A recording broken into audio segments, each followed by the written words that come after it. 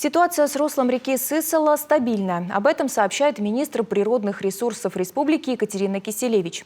На протоку Сидор-Полой выехали министр природных ресурсов Екатерина Киселевич и начальник коми ЦГМС Олег Козел. И вот какие выводы они сделали.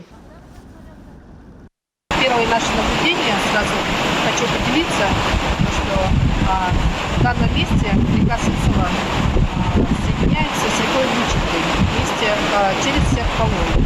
Мы считаем, что в настоящее время ситуация стабильная, а для того, чтобы принять какие-то уже решения технические, требуется более глубокое исследование. Тем временем об изменчивости русла Сысола и Вычегды, в том числе в районе местечка Сидор-Полой, администрации Сыктывкара известно. Для купирования процесса расширения Курье-Ласта необходимы технические решения, выработанные с учетом результатов исследования процессов изменения русел. Оно должно проводиться специализированными организациями. При наличии экспертного заключения мэрия готова рассмотреть варианты обеспечения необходимых технических решений.